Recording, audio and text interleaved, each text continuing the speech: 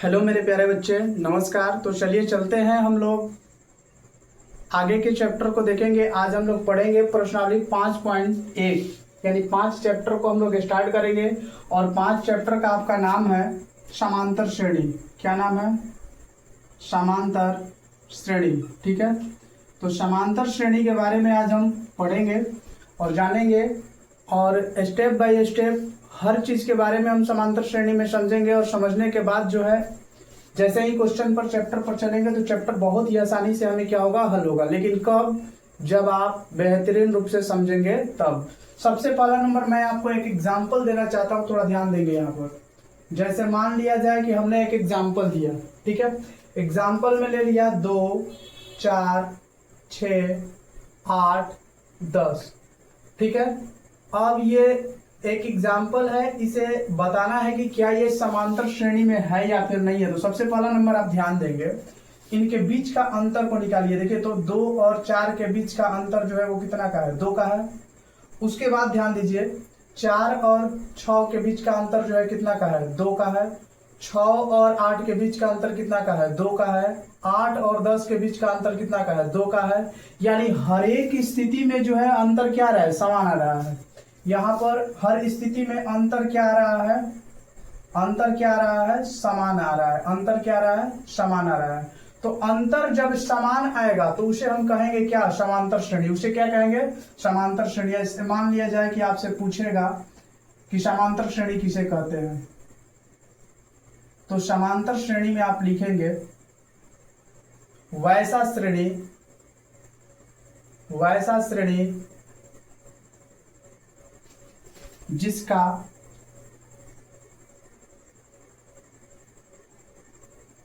प्रत्येक पद का अंतर क्या हो? समान हो। समान हो, उसे हम क्या कहते हैं? समांतर श्रेणी कहते हैं। उसे क्या कहते हैं? समांतर श्रेणी कहते हैं। यहां तक उम्मीद है आप समझे होंगे। समांतर श्रेणी किसे कहते हैं? तो वैसा श्रेणी जिसका प्रत्येक पद का अंतर क्या हो? समान हो, या प्रत्येक 2 पदों का अंतर क्या हो? समान हो। प्रत्येक 2 पद यहां पर लिख सकते हैं, यहां पर लिख लेंगे प्रत्येक 2 पदों का अंतर क्या हो? समान हो। जैसे यहां पर देख लीजिए, ये पहला पद है जिसको A1 बोलते हैं, दूसरा पद है जिसको A2 बोलते हैं, तीसरा पद है जिसको क्या बोलते हैं? A3 बोलते हैं, चौथा पद जो है जिसे A4 बोलेंगे, और इसे क्या बोलेंगे? A5 बोलेंगे। ठीक है, तो अंतर समान है, यानी A2 माइनस का A1 निकालेंगे तो आप देखो A2 कितना है? 4 है, और माइनस A1 कितना है? 2 है। इसका अंतर निकालेंगे हम तो कितना आ जाएगा? 2 आ जाएगा। उसी प्रकार से यदि हम A3 माइनस का A2 निकालें, A3 क्या है? 6 है, और माइनस का A2 क्या है? 4 है। 4 बराबर करें तो यहाँ पर जो है कितना निकलेगा? 2 निकलेगा। यानी हर स्थिति में, हर कंडीशन में जो है आपका 2 अंतर निकल रहा है। तो इस प्रकार के श्रेणी को हम क्या कहेंगे? समांतर श्रेणी कहेंगे। ठीक है, समांतर श्रेणी वैसे श्रेणी जिसका प्रत्येक 2 पदों का अंतर क्या हो? समान हो, उसे हम क्या कहते हैं? समांतर श्रेणी कहते हैं। उम्मीद है यहां तक समझ पाए होंगे। अगर एक और एग्जाम्पल दें, ठीक है, तो ये तो कह सकते हैं कि एपी में है। एपी का मतलब होता है अर्थमेटिक प्रोग्रेशन। ठीक है, अर्थमेटिक प्रोग्रेशन होता है, अर्थात एपी जिसको बोलते हैं समांतर श्रेणी। ठीक है, अब थोड़ा सा ध्यान देंगे आप।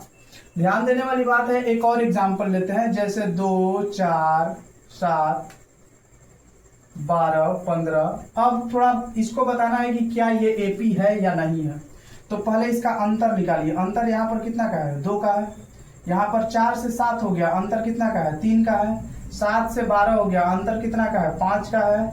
12 से 15 हो गया, अंतर कितना का है? 3 का है। देखिए, प्रत्येक पद में अंतर सेम नहीं है, ये अलग अलग अंतर है। क्या है? अलग अलग अंतर है। तो आप कह सकते हैं अतः यह एपी नहीं है। ये क्या है? एपी नहीं है। ये एपी नहीं है। और इसमें बोल सकते हैं यह एपी क्या है? एपी है। समझ गए बात? इस बात को समझ पा रहे होंगे। तो यहां से आपको समझ में आ गया होगा कि एपी किसे कहते हैं, समांतर श्रेणी किसे कहते हैं, ये भी आपको समझ में आ गया होगा। ठीक है, तो ये चीज अगर आपको समझ में आ गया तो आगे चलते हैं, कुछ और जानते हैं इसके बारे में। उसके बाद हम चैप्टर पर चलेंगे तो आपको चैप्टर पूर्णतः रूप से समझ में आ जाएगा। आइए चलते हैं आगे क्या है। तो चलिए कुछ पद लेते हैं, कुछ पद लेने के बाद उससे हम उसका सारबंतर ज्ञात कर रहे हैं। उसके बाद पदों की संख्या क्या होगा, अंतिम पद क्या होगा। एक चीज और सारे बच्चों से कहना चाहेंगे कि अगर आप ये वीडियो करतार एकेडमी पर देख रहे होंगे तो एक और नया चैनल बना हुआ है जिसका नाम है करतार एकेडमी 2.0। ठीक है, आप सर्च कर सकते हैं करतार एकेडमी 2.0। उस पर आपका जो सारा वीडियो होगा वहां पर प्लेलिस्ट बना करके हर वीडियो आपको वहां पर मिल जाएगा। तो वहां पर भी आप जाइए, वहां पर केवल आपको तब 10th क्लास का और 11th 12th क्लास का आपका वहां पर क्या होगा, मैथ मिलेगा। और ये वीडियो इस चैनल पर जो है करतार एकेडमी चैनल पर बाकी सारे वीडियो तो अपलोडेड है ही, लेकिन अब नया चैनल एक बना हुआ है करतार एकेडमी 2.0। वहां पर आप जाइए, उस चैनल को सब्सक्राइब कीजिए और वहां पर ये सारे चीज पढ़ने का प्रयास कीजिए। चलिए चलते हैं, थोड़ा ध्यान देंगे। यहां पर देखिए तो ये है आपका, कुछ एग्जाम्पल ले लेते हैं। जैसे मान लिया जाए 8, 15, ठीक है। उसके बाद आपको ले ले 22, उसके बाद आपको ले लिया जाए 29, ठीक है। थोड़ा ध्यान देंगे एक चीज, ठीक है। अब इसमें पूछेगा कि ए क्या है, ए, तो ए बराबर लेंगे क्या, 8, ठीक है। पहला पद को ए मानते हैं, ठीक है। उसके बाद डी पूछेगा तो डी का मतलब होता है सारबंतर। सबसे पहले आप देखो यहाँ पर सूत्र लिख देते हैं। अंतिम पद ए एन बराबर होता क्या है, ए प्लस का n-1 इंटू का क्या, डी। ये सूत्र हो गया, ये सूत्र हो गया, फॉर्मूला हो गया किसका, तो अंतिम पद का। इसे बोलते हैं अंतिम पद। इसे क्या बोलते हैं, अंतिम पद बोलते हैं। इसे क्या बोलते हैं, ए को क्या बोलते हैं, प्रथम पद, ठीक है। उसके बाद यहां पर एन है, एन को क्या बोलेंगे, पदों की संख्या, पदों की संख्या। उसके बाद यहां पर डी है, डी को क्या बोलेंगे, सारबंतर। क्या बोलेंगे, सारबंतर। सारबंतर का मतलब अंतर समान, ठीक है। जैसे ध्यान दीजिए, ए तो यहां से निकल गया, ठीक है। उसके बाद डी निकालना होगा, तो डी के लिए क्या करते हैं हम, तो ये डी निकालना जब भी होगा तो डी के लिए हम लिखेंगे A2 माइनस A1, या लिख सकते हैं A3 माइनस का A2, किसी भी प्रकार से आप लिख सकते हैं, या लिख सकते हैं A4 माइनस का क्या, A3। इस प्रकार से डी निकालेंगे हम, ठीक है। जैसे ध्यान दीजिए, A2 क्या है, इसे बोलेंगे हम क्या, A, या A1 भी बोल सकते हैं।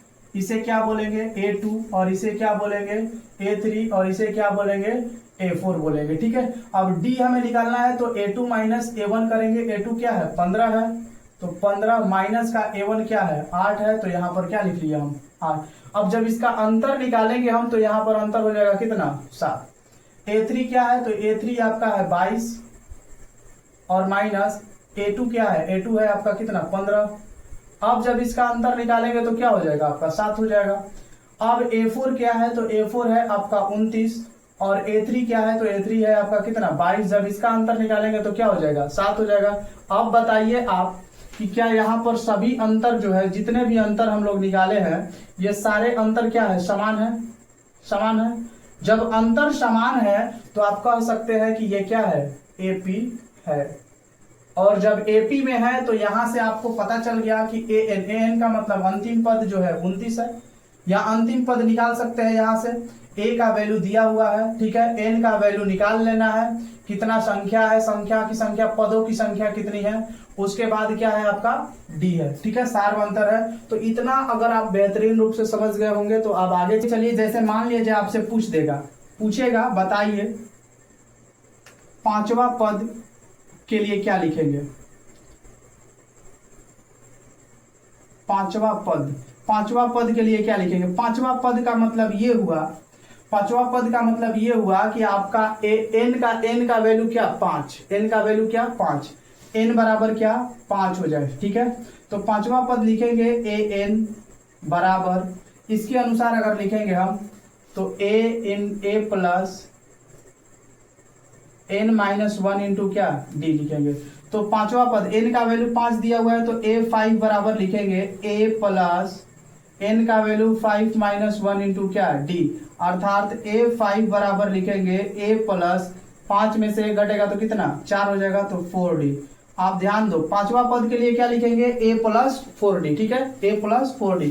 अगर आपको क्वेश्चन में कह दे, यहाँ थोड़ा ध्यान दीजिएगा, अगर आपको क्वेश्चन में कह दे कि आठवां पद लिखिए, आठवां पद, तो आठवां पद के लिए थोड़ा ध्यान दीजिए, ये पांचवा पद कहा था ना, तो पांचवा पद निकालने के लिए हमने क्या लिखा, यहाँ आठवां पद निकालने के लिए क्या लिखेंगे, a8, a जैसे है वैसे लिखेंगे, प्लस ए जैसे वैसे लिखे हैं। पांचवा पद था तो पांचवा पद निकालने के लिए उसमें से एक कम करके लिखेंगे, एक कम क्या किए हैं, 4, यानी यहाँ पर क्या किया है 4d।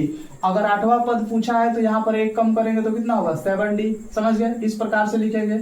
अगर आपसे पूछेगा कि 10वां पद ज्ञात कीजिए या 10वां पद लिखिए, तो 10वां पद के लिए हम लिखेंगे, 10वां पद के लिए लिखेंगे a10 equal to a plus का कितना 9d, एक कम ये हो जाएगा। उसके बाद यदि आपसे पूछेगा 12वां पद लिखिए, 12वां पद, तो 12वां पद के लिए लिखेंगे a12 बराबर a प्लस एक कम 11d, ये हो जाएगा आंसर। यदि आपसे क्वेश्चन में पूछेगा 50वां पद लिखिए, 50वां पद लिखिए, तो 50वां पद के लिए लिखेंगे a50 equal to a plus 50 से कम कितना होता है 49d, इस प्रकार से लिख सकते हैं। उम्मीद है आप इस बात को समझ पाए होंगे। तो चलिए चलते हैं आगे, देखते हैं आगे भी क्या है। तो चलिए मेरे प्यारे बच्चे, क्वेश्चंस को देखिए।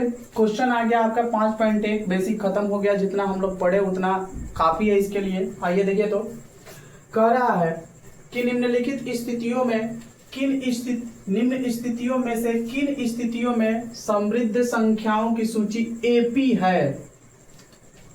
एपी है तो ये भी बताना है कि आखिर क्यों एपी है, ठीक है, ये बताना है कि क्यों आखिर एपी है, ठीक है। थोड़ा ध्यान देंगे, कह रहा है कि प्रत्येक किलोमीटर के बाद का टैक्सी का किराया, जबकि प्रथम किलोमीटर के लिए किराया 15 रुपया है और प्रत्येक अतिरिक्त किलोमीटर के लिए किराया कितना है 8 रुपया है। थोड़ा सा ध्यान दीजिए, अगर आप यहां से चलना प्रारंभ किए, ठीक है, यहां से क्या किए, चलना प्रारंभ किए, यहां से प्रारंभ किए, थोड़ा सा ध्यान देंगे समझ में आ जाएगा। यहां से आप यहां तक आए 1 किलोमीटर चले, ठीक है, तो कह रहा है कि प्रथम किलोमीटर का किराया जो है कितना रुपया लगा 15 रुपया। आप यहां से यहां तक आए तो आपको कितना रुपया लग गया 15 रुपया लग गया, ठीक है। अब आगे कह रहा है, क्या कह रहा है, थोड़ा सा ध्यान देंगे।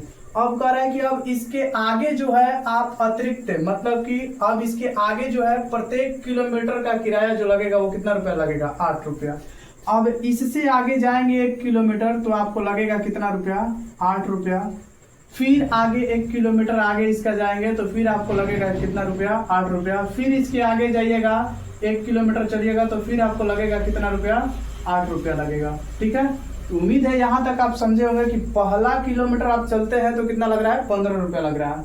उससे जस्ट आगे जैसे दूसरा किलोमीटर चलेंगे तो अब आगे दूसरा किलोमीटर का लगेगा। जैसे मान लीजिए यहाँ पर A1 का वैल्यू निकल गया, A1 का वैल्यू निकल गया आपका कितना लगा 15 रुपया लगा। A1 का वैल्यू कितना रुपया लगा 15 रुपया, ठीक है। अब जब दूसरा किलोमीटर चलेंगे मतलब A2 चलेंगे, A2 तो थोड़ा सा ध्यान दीजिएगा, A2 चलेंगे तो पहला किलोमीटर चलने के लिए 15 रुपया लगा है, ठीक है, और दूसरा किलोमीटर चलने के लिए कितना रुपया लग गया 8 रुपया। तो 15 प्लस का 8 टोटल हो जाएगा आपका कितना रुपया 23 रुपया हो जाएगा, किराया हो जाएगा। A3 के लिए अगर चलेंगे तो अब यहाँ नहीं, अब यहाँ पर आ पाएंगे। पहले तो यहाँ से यहाँ है तो लगा कितना रुपया 15 रुपया लगा, इसे A1 बोले, ठीक है। यहाँ से जब आप यहाँ से यहाँ पर आ गए मतलब यहाँ से यहाँ का वैल्यू जब निकाले तो ये A2 हो गया, ठीक है। तो यहाँ से यहाँ तक चलने में 15 और 8 चले। फिर यहाँ से अगर यहाँ पर चलेंगे हम, ठीक है, तो 15 चले 8 चले फिर और 8 चले तो 15 प्लस 8 प्लस 8 अर्थात आपका वैल्यू जो हो गया कितना रुपया हो गया 31 रुपया हो गया। उसके बाद जब फिर यहां से आप यहां पर चलेंगे तो आप देखो A4 निकालेंगे, A4 में 15 plus 8 plus 8 plus 8 plus 8 plus 8 और प्लस का क्या 8 अर्थात ये आपका हो गया कितना रुपया 39 रुपया। 1 मिनट जरा ध्यान देंगे तो आप पूर्णतः रूप से समझ पाएंगे। थोड़ा ध्यान दीजिएगा, क्वेश्चन जैसे कह रहा है उस प्रकार से आप लिख दीजिए। ये कह रहा है कि टैक्सी का प्रथम किलोमीटर के लिए किराया लग रहा है कितना रुपया 15 रुपया, यानी 1 किलोमीटर जब ये यहाँ से यहाँ तक जाता है तो इसे कितना रुपया देना पड़ रहा है 15 रुपया। अर्थात A1 का वैल्यू निकल गया कितना 15, ठीक है। लेकिन अब इसको छोड़ करके आगे अगर अतिरिक्त किलोमीटर मतलब आगे भी और किलोमीटर अगर जाएगा, दूसरा किलोमीटर जाएगा, 1 किलोमीटर से अधिक 2 किलोमीटर जाएगा, तो 1 किलोमीटर का पैसा उसे 15 रुपया लगा। लेकिन अब आगे जैसे बढ़ेगा तो उसे 1 किलोमीटर का किराया 8 रुपया देना पड़ेगा और उसे 15 रुपया नहीं देना पड़ेगा। तो 8 रुपया ये भी ऐड हो गया, तो 15 और 8 A2 का वैल्यू निकल गया कितना, 23 रुपया। फिर उससे आगे चला मतलब 3 किलोमीटर चला, 3 किलोमीटर चला तो 1 किलोमीटर का किराया तो आपका लगेगा 15 रुपया, बाकी 2 किलोमीटर का किराया 8 रुपया लगेगा। तो बाकी 2 किलोमीटर का किराया 8 रुपया, अर्थात A3 का वैल्यू निकल गया कितना, 31 रुपया। उसके बाद जब और आगे 1 किलोमीटर चले मतलब 4 किलोमीटर आप चले, तो 4 किलोमीटर चले तो A का तो वैल्यू 15, पहला किलोमीटर का किराया 15 रुपया लगेगा। बाकी आप जो 8 किलो मतलब 1 किलोमीटर चले हैं, 1 2 3 किलोमीटर जो चले हैं एक्स्ट्रा, उसमें 8 रुपया लगेगा 1 किलोमीटर पर, अर्थात 8 + 8 इक्वल टू कितना रुपया, 39 रुपया। अगर मान लिया जाए यहां से निकाले तो आप एक श्रेणी निकाल सकते हैं। आपका श्रेणी बन गया कितना, 15 23 31 और कितना 39, ठीक है। 23 15 31 और 15 23 31 और क्या 39। अगर आप इसे निकालेंगे यहां से, अगर आप D का वैल्यू ज्ञात करेंगे तो D का वैल्यू आपको पता होना चाहिए कि D का वैल्यू जो होता है A2 माइनस का क्या A1 होता है, A2 माइनस A1 होता है। या आप A3 माइनस A2 लिख सकते हैं, या फिर आप A4 माइनस का A3 लिख सकते हैं। ये सारा हम बता चुके हैं पीछे, ठीक है। आप थोड़ा ध्यान देंगे, A2 जो है वो कितना है, A2 का वैल्यू कितना आया है, 23 आया है। तो यहां पर अगर आप 23 लिखेंगे और माइनस A1 का वैल्यू कितना है, 15 है, तो 15, ठीक है। उसके बाद इसका जब हल करेंगे तो कितना आएगा, 8 आएगा। उसके बाद A3 का वैल्यू देखो, A3 का वैल्यू 31 रुपया है, तो 31 माइनस A2 का वैल्यू कितना है, 23 रुपया है। 23 रुपया करेंगे तो इसको जब अगर हम हल करेंगे तो इसमें भी कितना आएगा, 8 रुपया आएगा। A4 का वैल्यू देखो कितना आया है, 39 रुपया आया है। तो 39 माइनस A3 का वैल्यू जो है 31 रुपया है। यहाँ पर 31 अगर हम लिखते हैं तो यहाँ पर भी क्या आएगा, 8 आएगा। अर्थात आप समझ पाए होंगे कि यहाँ पर सारे D जो है, जितने भी D आए हैं वो क्या आए हैं, समान आए हैं। क्या है, समान आए हैं। जब सारे के सारे D जो है समान आ रहा है, अंतर समान आ रहा है, सार्वंतर समान आ रहा है, तो आप ये कह सकते हैं कि ये जो है एक AP है।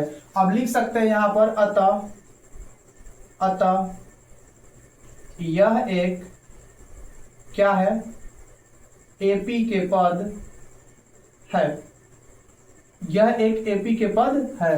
अब ये चीज आपको समझ में आ गया हो, हमें उम्मीद है कि आप समझ पाए होंगे, समझे होंगे। तो चलते हैं अगला क्वेश्चन को, 2 नंबर क्वेश्चन को देखते हैं। वो 2 नंबर क्वेश्चन है क्या, तो चलिए चलते हैं 2 नंबर क्वेश्चन को देखते हैं। 2 नंबर क्वेश्चन क्या है आपका, देखिए तो पहला का दूसरा क्वेश्चन कर रहा है, किसी बेलन में उपस्थित हवा की मात्रा। थोड़ा सा ध्यान दीजिए, ये एक बेलन है, ठीक है, बेलनाकार सिलेंडर होता है। इसमें कह रहा है कि उपस्थित हवा की मात्रा जो है बताना है। इसमें कितना हवा मतलब कि है। मान लिया जाए कि इस बेलन में 1 लीटर हवा है। आप कुछ भी मान सकते हैं, कोई जरूरी नहीं है कि 1 लीटर ही मानेंगे, कुछ भी मान सकते हैं, कोई दिक्कत नहीं है। मानिए कि एक बेलन में 1 लीटर हवा है, ठीक है, या 1 लीटर गैस है, ठीक है। अब कह रहा है जबकि वायु निकालने वाला पंप, इसमें जो पंप लगा हुआ है, वायु निकालने वाला, जो गैस को निकालने वाला पंप लगा हुआ है, प्रत्येक बार बेलन की शेष हवा का 1/4 भाग बाहर निकालता है, ठीक है। मान लिया गया कि अगर इस बेलनाकार पंप में 1 लीटर हवा है तो A1 का वैल्यू हो गया आपका क्या, 1, ठीक है। A2 का वैल्यू निकालेंगे तो A2 का वैल्यू, क्वेश्चन ध्यान दीजिएगा, कह रहा है कि जबकि वायु निकालने वाला पंप प्रत्येक बार बेलन की शेष हवा का 1/4 भाग बाहर निकाल रहा है। अभी बेलन में बताइए कितना हवा है, 1 लीटर हवा है।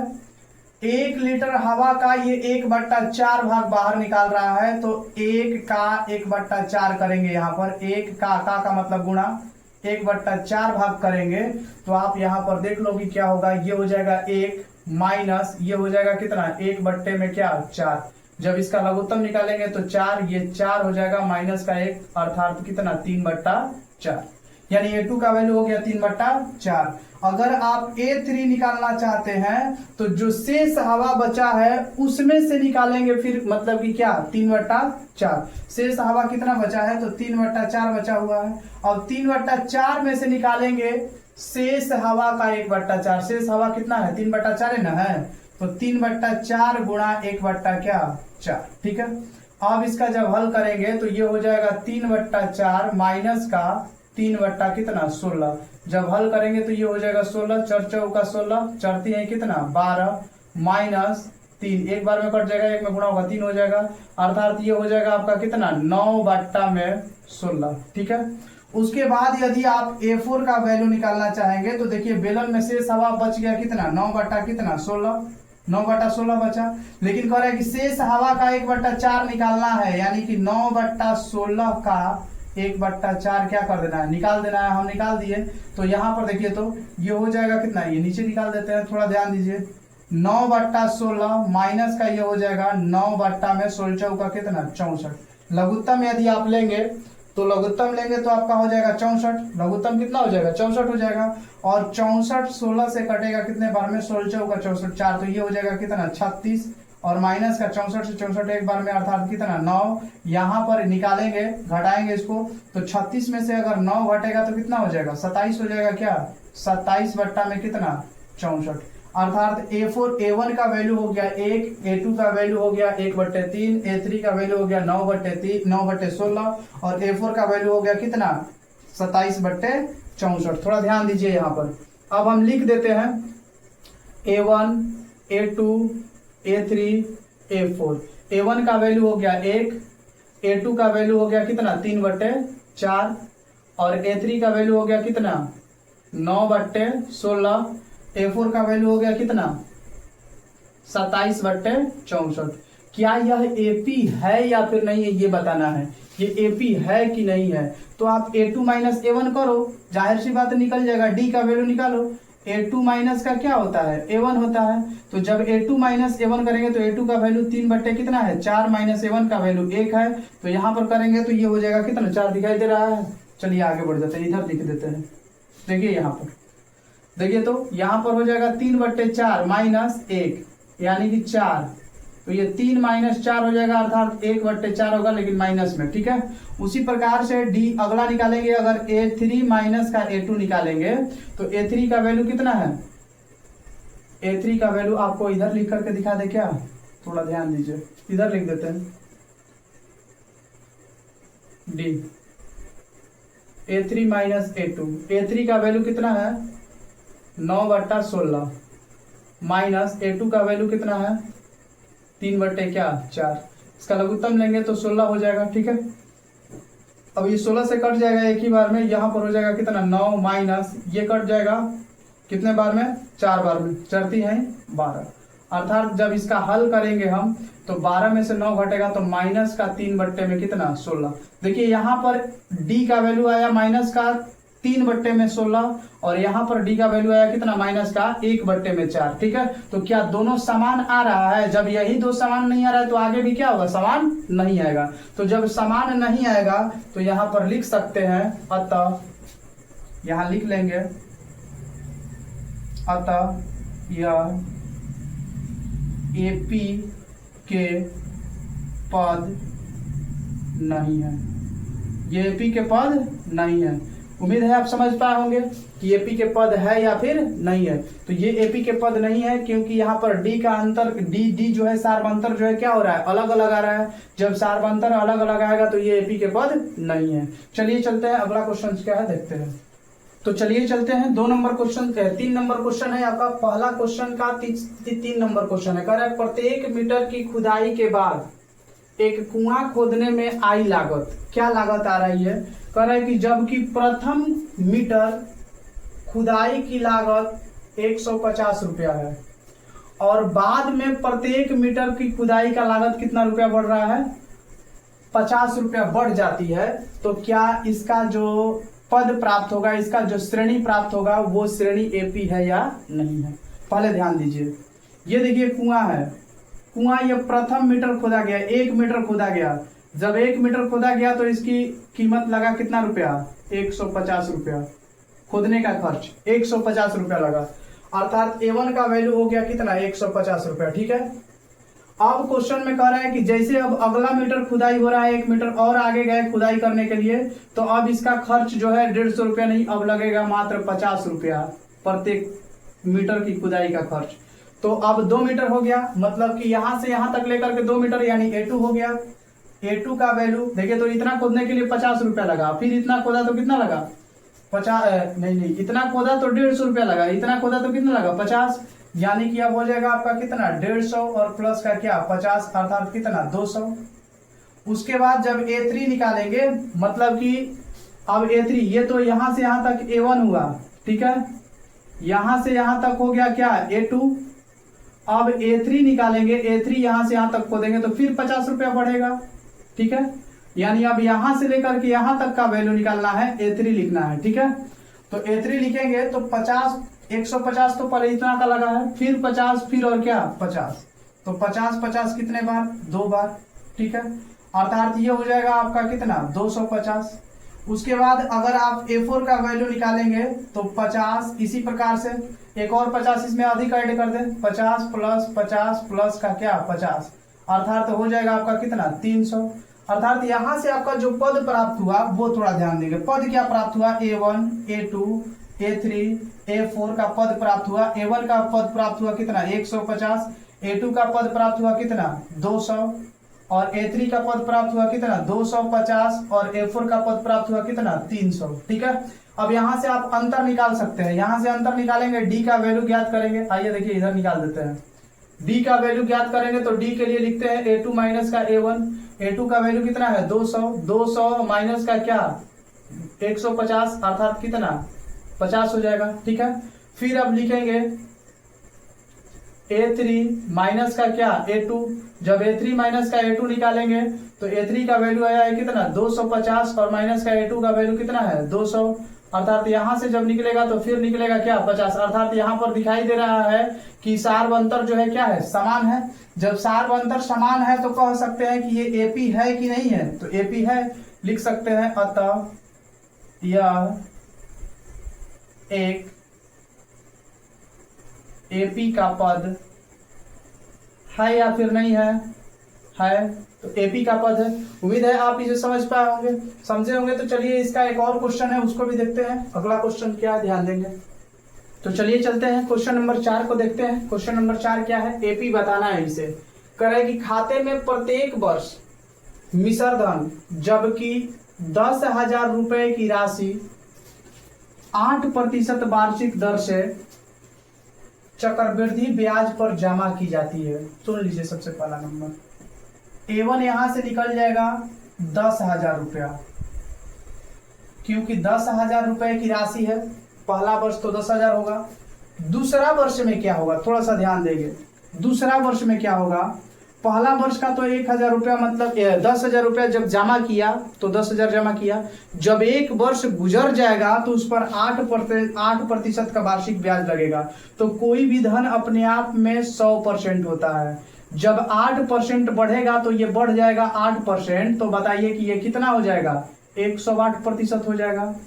तो दूसरा वर्ष का जो ब्याज हो जाएगा, आप देखिए A2 जो हो जाएगा, मिश्रधन जो हो जाएगा A2, दूसरा वर्ष का मिश्रधन जो हो जाएगा वो हो जाएगा 10,000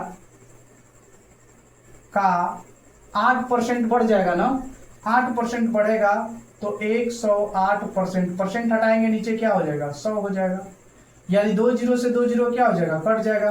अर्थात यहां पर हो जाएगा 108 पर क्या डबल जीरो, 2 जीरो बचा हुआ है, ये हो जाएगा। ठीक है, ये दूसरा वर्ष का हो गया आपका मिश्रधन। ठीक है, अगर तीसरा वर्ष का मिश्रधन लेना चाहेंगे तो अब इस पर मिश्रधन लगेगा कितना परसेंट का, 8% का। तो अब ये है कितना 10,800 हो गया। अब 10,800 पर लगेगा 8%, यानी कि 8% तो 108%, हटेगा नीचे क्या 100। जब दोनों का 2 जीरो से 2 जीरो हल होगा, खत्म, यानी हो जाएगा आपका 108 गुना क्या 108। इसका हल करेंगे तो हो जाएगा 64 और कितना 116, यानी हो जाएगा 11,664 रुपया। ठीक है, ये हो गया आपका तीसरे वर्ष का विसर्जन। यहीं से अब निकाल लेंगे कि आखिर ये एपी में है या फिर नहीं है। तो A1 का वैल्यू आपको पता हो गया, A1, A2 और A3। A1 का वैल्यू पता हो गया कितना, 10,000। A2 का वैल्यू पता हो गया 10,800। A3 का वैल्यू पता हो गया आपको कितना, पता हो गया 11,664 रुपया। ठीक है, अब निकाल सकते हैं इधर डी निकालिए। डी बराबर क्या होता है, A2 माइनस का A1। A2 बताइए कितना आया है, 10,800। 10,800 माइनस का 10,000, कितना बचेगा आपका, बचेगा आपका कितना, 800 रुपया। ठीक है, उसके बाद और भी आगे एक निकाल लीजिए, एक निकालिए A3 माइनस का क्या, A2। A3 माइनस का A2 निकालेंगे तो A3 का वैल्यू कितना आया है, 11,644 रुपया। 11,664 है ना, और यहाँ पर 11,664, 11,664, 11,664 माइनस A2 का वैल्यू आया है कितना, A2 का वैल्यू आया है आपका 10,800। ठीक है, अब आप हल करेंगे तो देखिए 4 में से 0 जाएगा, 4 ही होगा। 6 में से 0 जाएगा, 6 होगा। ये हो जाएगा 16, 16 में से 8 जाएगा तो कितना हो जाएगा, 8 हो जाएगा। और ये हो जाएगा लड्डू, देखिए 10, 10 में से 10 गया, खत्म। ये देखिए अंतर यहाँ पर आया 864 रुपया, और यहाँ पर कितना आया, 800 रुपया। तो बताइए सार्वंतर समान है, सार्वंतर समान नहीं है। तो जब सार्वंतर समान नहीं है तो क्या ये एपी है, नहीं है। लिख सकते हैं अतः यह एक एपी का पद है या फिर नहीं है, नहीं है, एपी का पद नहीं है। ये आपका आंसर हुआ। उम्मीद है आप सारे बच्चे समझ पाए होंगे। तो यहाँ तक यदि आप पूर्णतः रूप से समझ पाए होंगे तो चलिए आज का क्लास यहीं तक हम समाप्त करते हैं। फिर मिलेंगे अगले क्लास में, और अगले क्लास में आगे का क्वेश्चंस को हम लोग हल करेंगे। तब तक के लिए all the best, good night दोस्तों।